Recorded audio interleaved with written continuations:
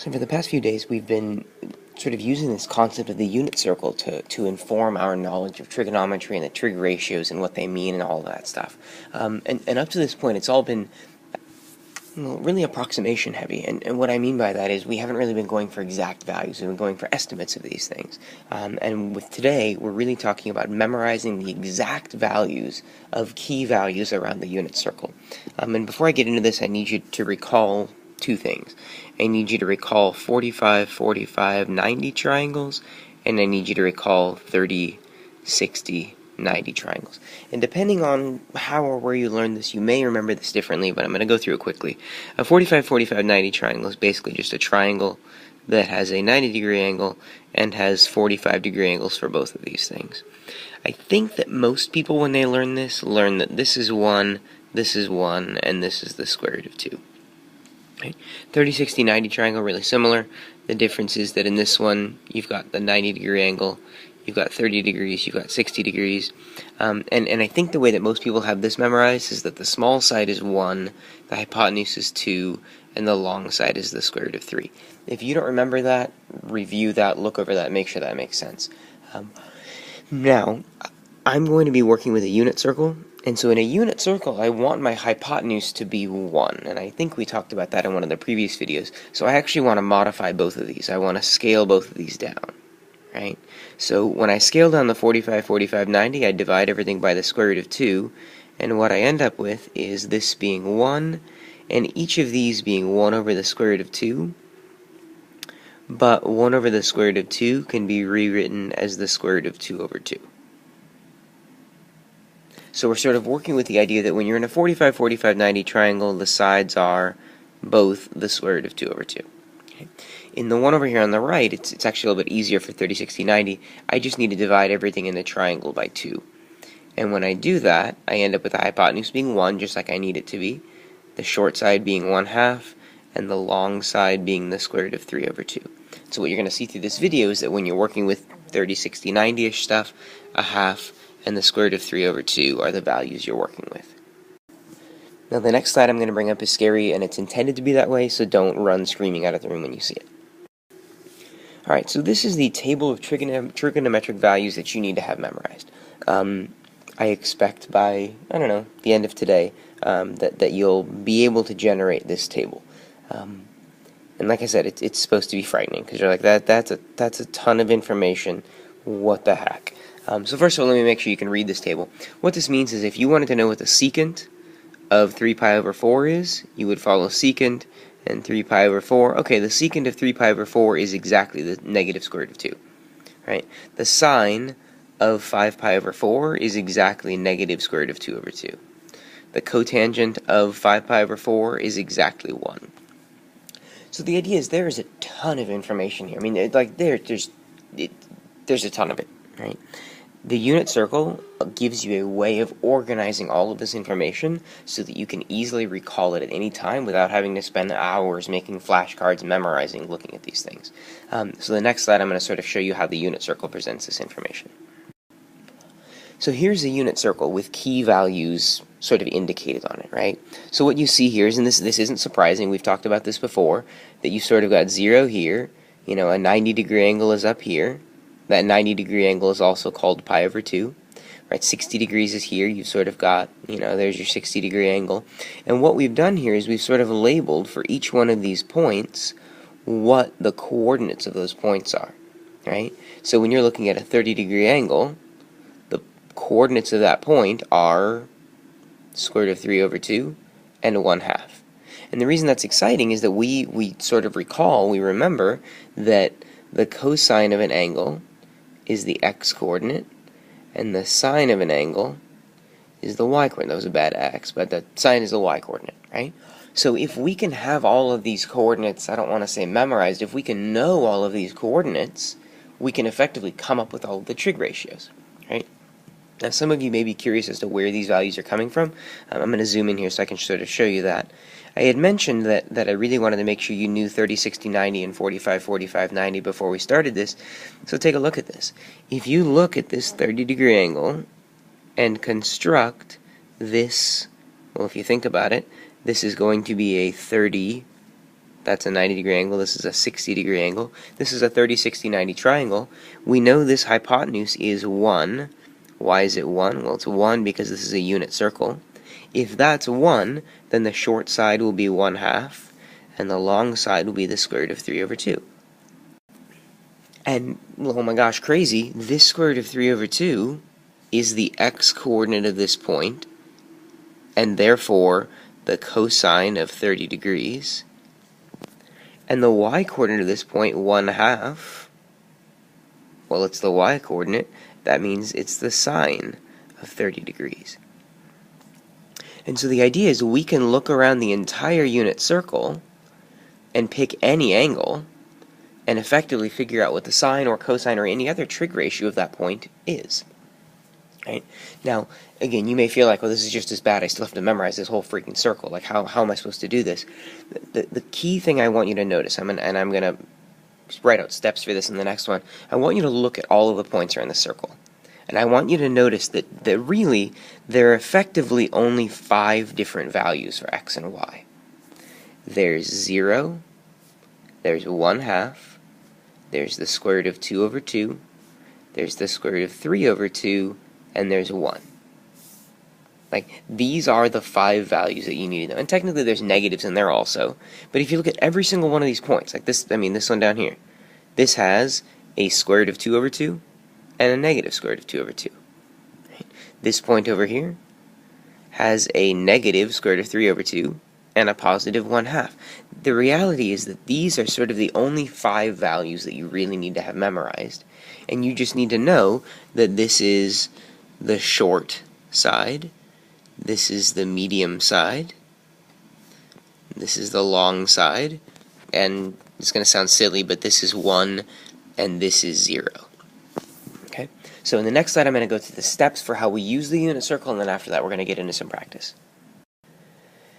Alright, so here are my steps in evaluating trig functions using the unit circle. So step 1 is basically, find out where the angle is on the unit circle. And eventually you're going to be able to do that mentally. In the beginning you are probably going to need to draw a unit circle each time. And it doesn't need to be amazingly accurate. You don't need to fill in the whole thing. You just need to draw yourself a circle and identify where the angle is that we're looking at. The second step is to identify the coordinates of that point on the unit circle. And you're supposed to use those 5 key values. And remember, the 5 key values were 0, 1/2, the square root of 2 over 2, the square root of 3 over 2, and 1. When you identify the coordinates of the point on the unit circle, it will always be a combination of 2 of these values, right? And to be honest, it will either be 0 and 1, 1/2 and the square root of 3 over 2, or the square root of 2 and itself. Right? Now we do need to keep in mind that negatives can be in there too, but as you're going to see when we do some practice on these, it's going to be clear whether it's positive or negative. And then the third thing is we have to determine the appropriate value using the memorized ratios, and I'm going to go over those right now. The first 2 ratios that are quite easy are sine and cosine. We know that the cosine of an angle is simply the x-coordinate on the unit circle. Similarly, we know that the sine of an angle is the y-coordinate on the unit circle. And technically, if you want a ratio for those things, I suppose it's x over 1, and it's y over 1. But realistically, we end up just going with the idea that cosine is the x-coordinate, sine is the y-coordinate. Okay? The next 2 that are fairly easy to work with from there are the reciprocals of these. The reciprocal of cosine is secant. So the secant of theta is going to be 1 over the cosine of theta, which effectively means that it's 1 over whatever the x-coordinate is. Right? Similarly, the reciprocal of sine is cosecant. So cosecant theta is 1 over sine theta, which means the cosecant will always be 1 over the y-coordinate. The last 2 that we have are tangent and cotangent, so I'll go over those last. The tangent of an angle, tangent is equal to the sine of theta over the cosine of theta, which means according to the unit circle it's going to be the y-coordinate over the x-coordinate. And then the last one is the cotangent of theta, And cotangent is effectively 1 over the tangent of theta. And so, realistically, what that's going to do is it's just going to do the reciprocal of this y over x business. It's going to be cosine over sine, which is x over y. So, and I know I'm asking you to memorize a lot here, and this is going to take a lot of practice, but if you devote yourself to some practice, you're going to get really fast at this, and it's awesome. It's also incredibly valuable in calculus and on the IB exams. You basically need to know that cosine is the x-coordinate, sine is the y-coordinate, and then have these things memorized as well. If you've got those memorized and you can picture the unit circle, you're going to become a trigonometric fiend. So let's go ahead and take a look at some example problems. Okay, so I have a lot of example problems here, and to be honest, what I'm going to do is I'm going to zoom the video in so that you can see each one of these, and we're going to write sort of a whole unit circle next to each one of these things. I'm going to go down all of the degree ones first, and then all of the radian ones, so feel free to sort of like jump around and, you know, skip the video ahead or come back and look at what you need to do. After we've done a few of them, I really want you guys to try them on your own and just give this a shot, because this is definitely a skill that I mean, this needs to become like your times tables, where you can do this quickly. It's not going to be quite that fast, but it needs to be something that you can do quickly. Alright, so let's see what we have here.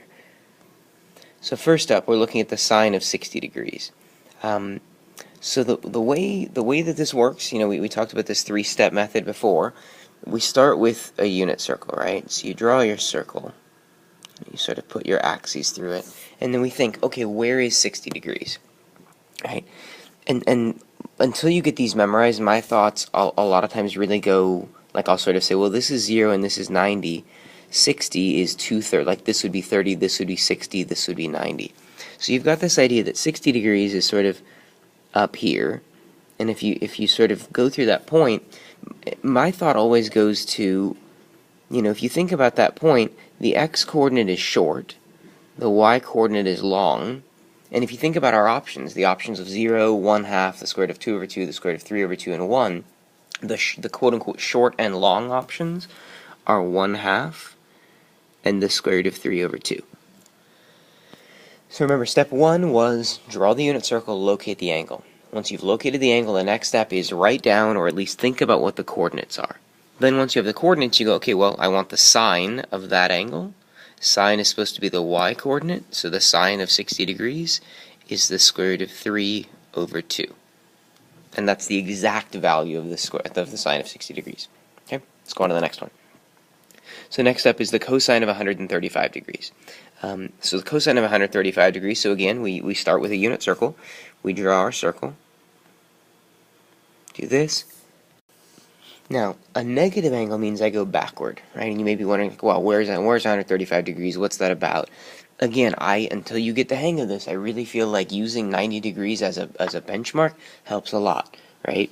So 135 degrees we could think of as being, 90 degrees, so we go 90 degrees first. Then we're going to need to go 45 degrees past that to get to 135. So the idea is, oh, okay, I went 90 degrees, now I just go 45 degrees, I go to here. And this triangle, notice that this one doesn't have, like the previous one, had a short and a long side. This one, because it's a 45 style triangle, has two sides that are the same lengths. They're both the square root of 2 over 2. So now we just have to think carefully about what that point is, right? We know that it has to do with the square root of 2 over 2. But because the x-coordinate is backward and the y-coordinate is downward, we're going to have negatives on both of these. That coordinate is definitely negative square root of 2 over 2, and then negative square root of 2 over 2. Right? And now we're almost done. The cosine of that, remember that the cosine is supposed to be the x-coordinate, so the cosine of negative 135 degrees is the negative square root of 2 over 2. Yay. Right? This is how all of these unit circle problems work. Like this is how I do these problems.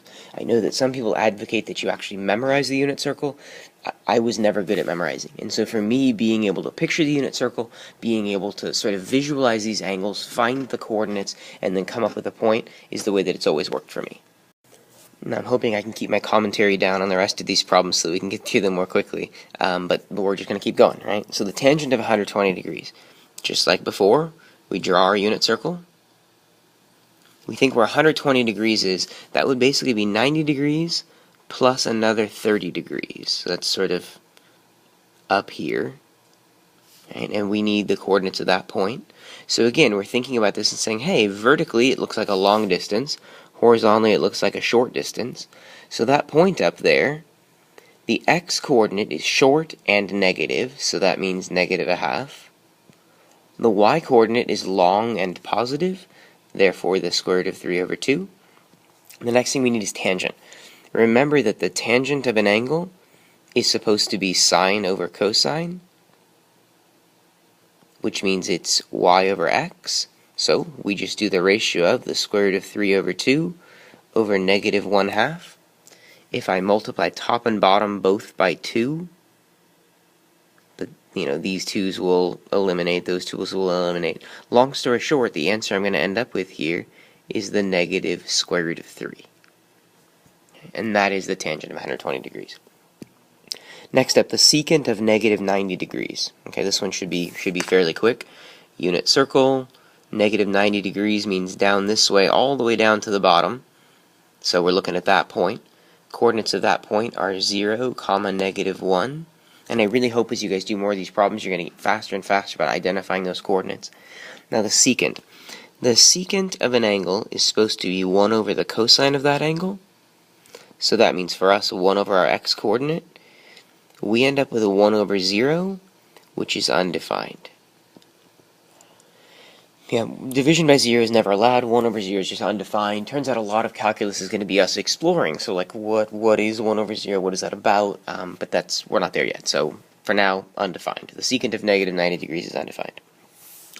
The last one of our degree ones is the cosecant of 150 degrees. I've got all kinds of space for this one. So we'll draw a huge unit circle on this one. It's a huge unit ellipse there. 150 degrees. So I'm thinking of that as being 90 degrees plus another 60 degrees. Some of you might have thought of it as 180 degrees coming back 30 degrees. Either one of those is fine. If you can peg that angle being over here, you're winning. Right?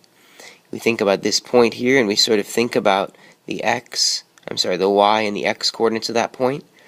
Seems like that point is to the left a long distance, so that would be negative square root of 3 over 2, and then up a short y distance, so that'll be positive a half.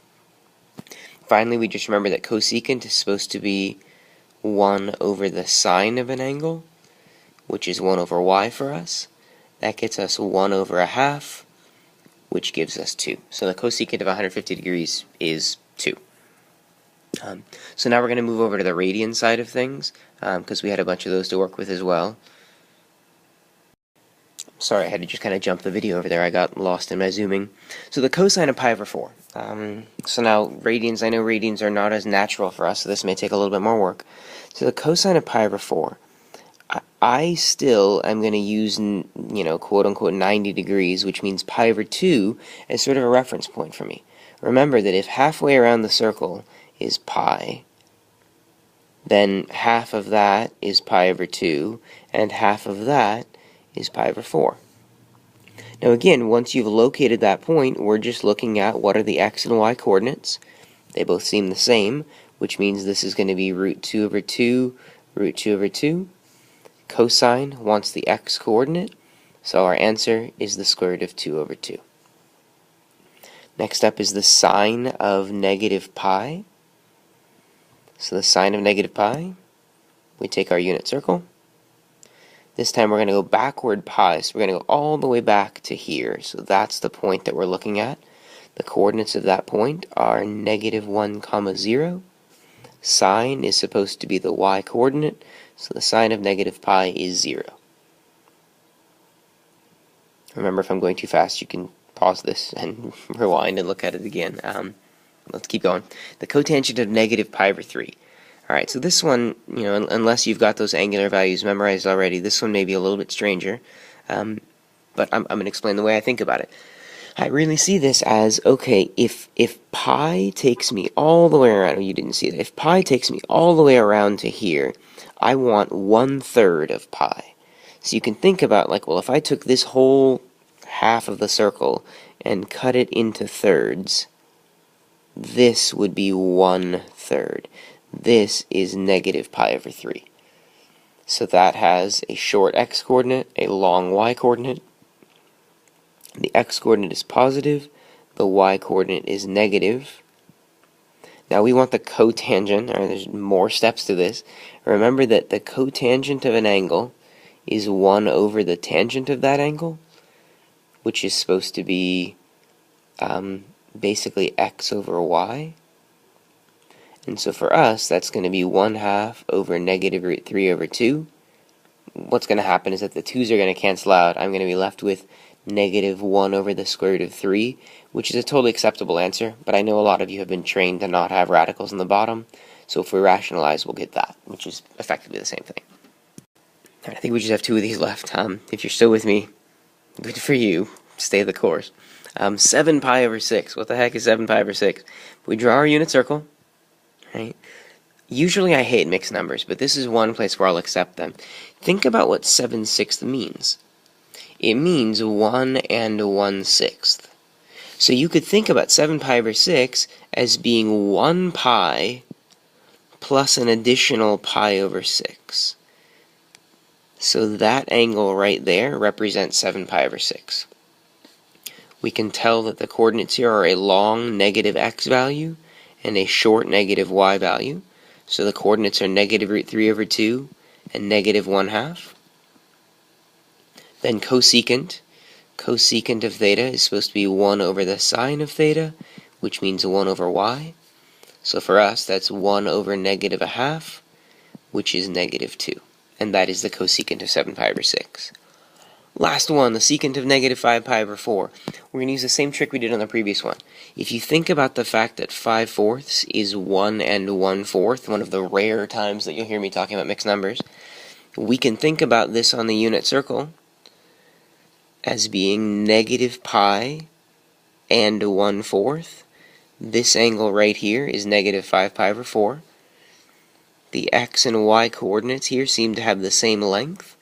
The only difference is that the x1 is negative, the y1 is positive, and the last thing we have to do is do the business of secant is 1 over cosine, which means it's 1 over x.